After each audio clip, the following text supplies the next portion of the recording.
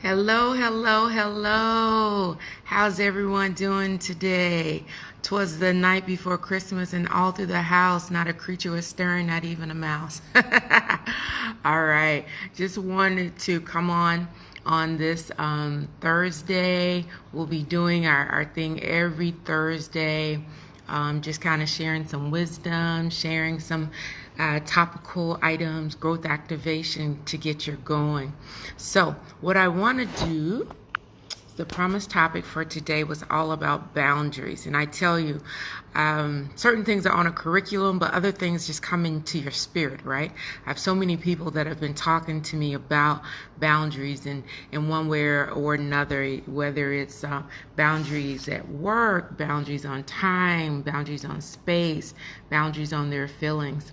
And I just thought I would come on and maybe share some guides that might give us a little more freedom, right? Boundaries, sometimes, just like anything, boundaries can look like it's constricting, but in fact, it gives us freedom. I just wanted to see, is the message going out? Are we having people come on? Let's see what's going on here. That's a go live with. This one is a let folks know that we're on. Let's see if we can do some of that. I tell you, this is really one of those Christmases and one of those holidays where it's like, this is not the usual, right? We're all kind of getting used to that this is going to be something different. And I think, between B and D is something called C. And that C is choice. And we'll get to choose what kind of holiday we end up having, partly because of our mindset and next because of our actions. Some of us are in a space of being without loved ones for the first time.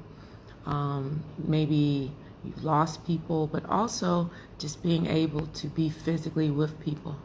It's something to that, It's something kind of, we talk about cuddles and we used to take them all for granted. Now it's really something that's at a premium. So when we're able to be with each other and see and touch, it really means a lot. All right, welcome Funky 7.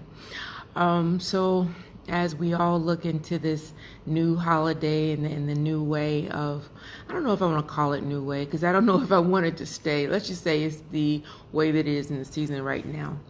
One of really our topics about, are you setting boundaries and are others respecting your boundaries? And this comes into play in so many different ways. But if you think about boundaries and borders are between countries, right? They're marked very, very distinctly. Sometimes you even need a visa to show why you're going in. What are you going to do? You need permission to enter. Funky 7, can you hear me? Are you with me? And then there are rules and laws that go when you come into the boundaries or within the borders of a different space, right? And if you disobey any of those rules or guidelines, there's contravention, there's consequence, there's penalty, and also some rewards if you do. So what I'm hearing under COVID, I was having a discussion with a sister yesterday, and she said, Patrenia, I haven't slept more than 3 hours in the past 3 or 4 days because now with work, there's no boundaries. People just call me whenever they want to. They email me and they're expecting a response because they know I don't have to leave the house. I'm like always on. Can anybody else relate to that? That your boundaries in terms of work and everything isn't necessarily in place. And your boundaries around time. So now it used to be 9 to 5. Now they get you way in the morning because you don't have a commute and all those things. And even space, when people come into your area, at Christmas, for example, you're going to have maybe, we're saying the bubble and just spending space. People can come into your space and leave things not like they found it, mess things up. All of those are eruption of boundaries. I know for me, when it comes to work, I look back at my own career. And there was a time where I wore as a badge of honor almost, where people would joke and say, you can get calls from Patrenia at 2 o'clock in the morning, 3 o'clock in the morning. She's never off. I guess my story was maybe I was needing to feel indispensable. being always on, always at it. I mean, my team joked about receiving those calls. I just thought setting boundaries might be a way to look like I was on a mommy track, and that I would be denied opportunities if I showed up like a mommy, you know? So for years, I'm not so proud to say, but hey, we all have our journey and our story. But for years, I did not even display family photos in my work area. I did not display anything that would, that was even girly, because I was an engineer in a very non-traditional workspace in terms of women, being one or two females in all male engineering spaces. I just wanted it to appear that there was no limits on my availability. I work on weekends, I work on projects. But then I noticed that there were other people who actually set boundaries, who actually said that I leave at 4 o'clock, and if you need something from me, you need to get it to me before 4. And if you send me an email after 4, know that I'll treat it the next working day. And I noticed that people might have said something at first, or they chatted about it. But what I began to notice is, number one, people respected people who set boundaries. Welcome, Folu. But people respected people who set boundaries. And when they got time with them, they didn't waste their time, because setting of that boundary helped people to know that they value time. Yes, people mentioned it. They may even make jokes about it. But when you stood firm, it became part of their brand. And guess what else? Those people even got promotions. They got recognized, and they got things moving, because, a lot of things happen when they set those boundaries. Their interactions became more productive. Again, people took them probably seriously, and they were like, oh, I can meet with Patrenia anytime. She's going to be available. That can become an abuse. So what I'm trying to say is, I was on that journey, and my loving sister, God rest her soul, will always say to me, no is a complete sentence. And I would look at her and say, what do you mean, no? But it is a complete sentence. Every time you say yes, you need to ask yourself, why? Why am I saying yes? Is there some need that I need to have fulfilled? Is there something that I want to show up as? Once you decide on your focus, and you know your purpose, you're intentional about your results areas, and you prioritize, it helps you to very strategically know what to say yes to and what to say no to. It's called building a strategy, right? When you build a strategy, you're inevitably saying yes to some things and no to others. And if you can relate with this, just give me, I'm seeing some waves. Give me some hearts if any of this is resonating with you. And oftentimes it's important to decide if I want to have a wide T, where I'm involved in a lot of things, that maybe I'm saying yes to a lot of things, and then have a short vertical part that maybe I'm not going so deep, but I'm wide on a number of things. Or I'm going to decide that I'm narrow in my T, but I go very, very deep and I focus. All of that helps you to screen, what do I say yes to and what do I say no to? But saying no helps you to establish boundaries and barriers on your time. And it's very helpful for you. But why don't people set them? Because what I'm stating is kind of obvious. I think it's obvious. But somehow we don't, because could it be that we want to people please? We don't want to be the one to be seen to say no. Or you want somebody else to say no in front of you, right? There's anxiety around, not pleasing the boss, and not pleasing the boyfriend, not pleasing the girlfriend, not pleasing the mother-in-law, and all of the family members, where they expect you to say yes, yes, yes to everything. So often we don't set boundaries because we have a fear of, and just fill in the blank. What would your blank have? You have a fear of what? Does anybody ever have a challenge with setting boundaries? Maybe it's a fear of rejection. If I say no, they won't invite me anymore. If I'm invited to something that conflicts as a priority for me, and I say no, maybe I'll drop off that list. And how many people dread dropping off the list, right? So at the end of the day, how many of us are going to, or being involved in, getting in calls that are things that don't take you further in your results areas? You just need, maybe you're trying to remain relevant. And oftentimes in that trying to stay relevant, you can get off track with the things that are important to you. I think it's important to really I want to throw some points out here around healthy relationships. Healthy relationships are really built on what? Mutual respect. That means we both need to be accountable to one another. There should be safety when I'm with you. I mean, it shouldn't just be that I'm always giving and you always receiving. It's got to be some reciprocity. Honesty. We need to be able to communicate honestly and say, why are you asking these things of me? And maybe why am I saying yes or no to these things? How do I really feel? What's important to me?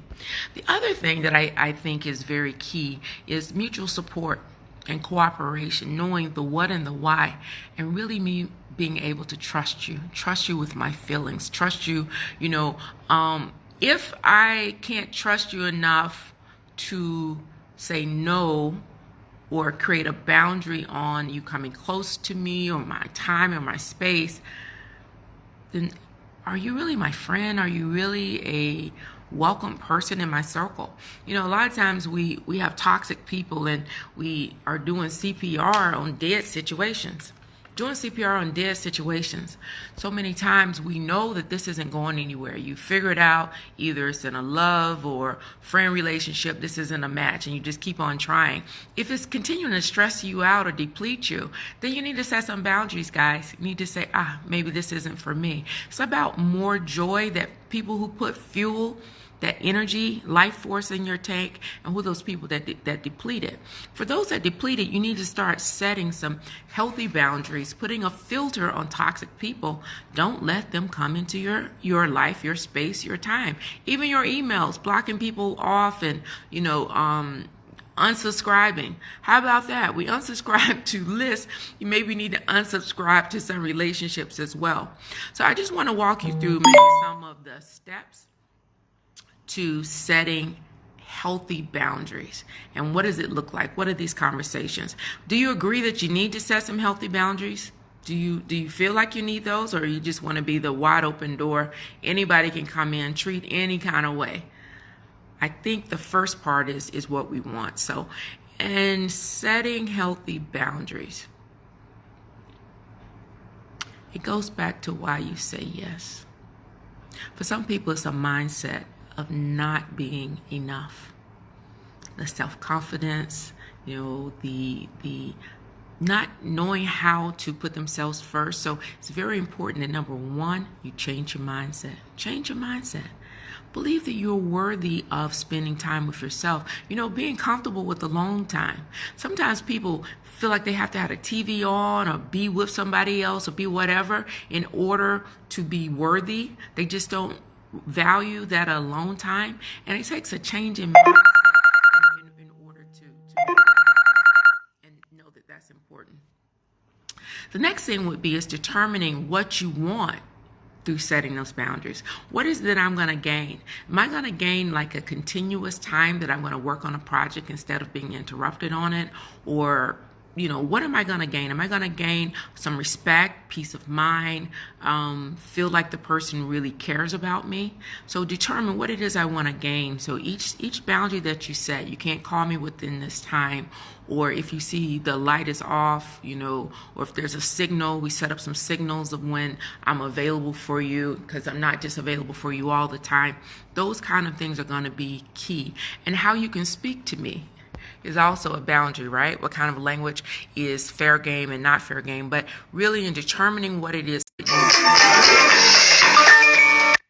then you've got to really communicate them to people. Communicate them and reinforce the boundaries. Be very clear. And when you're communicating, it's very important to be very firm, simple, respectful, and direct.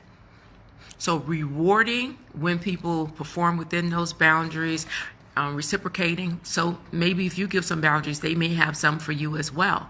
You need to make sure that you're flexible and you're patient, and saying no without guilt. I'll just share some posts on that, how to say no without feeling guilty, because no is a complete sentence. But all of this really boils down to learning more about your self-awareness, building awareness about maybe why am I being a doormat if I feel like I'm being a doormat? Why am I allowing myself to be abused, maybe emotionally, hopefully not physical, but it's all about boundaries, and even physical falls into this, because self-awareness and understanding you and your mindset is really the first step to anywhere good. It's the first step on the journey to any place that's an elevated space. So I just wanted to say, if you want to learn more about your self-awareness, if you want to get clearer on what are some things that you can be doing to elevate, it's all about you choosing. Between B and D is C. B is the birth, D is the death. Between your birth and your death, you get to make choices, full of choices of how you want to show up in life. What is the legacy you want to leave behind? First step is self-awareness, and that leads you into setting those boundaries, because you now begin to say, so now I'm aware of who I am, what I need, what I want, and how I want to show up. Then you're able to say yes and no to those things that serve those goals that you set. All right. I want you to go into Patrenia Speaks on the link tree. You can set a discovery call. We can get together and just talk about it. This is the end of the year. We're doing a lot of reflection, and there have been a lot of circumstances that we have not had control over directly. But remember, we can always control our thoughts and our actions. And if now is the time you've reflected on and said, I want to bring some different results, then let's talk about it. Let's see what can be done, so that as you move into 2021 and as you move into quarter two, and it's just not January 1, every day is a great day to renew and refresh. So Patrenia Speaks is out. I'm glad to spend this time with you today on setting boundaries. Hope you took away some nuggets on setting them and letting people respect them and seeing how they can serve you. I'll include some links in the post with this, and let's just see how we can go. Have a lovely day. Merry Christmas. It's Hanukkah. Happy Hanukkah. And Kwanzaa is coming as well, so just have a wonderful holiday season. God bless.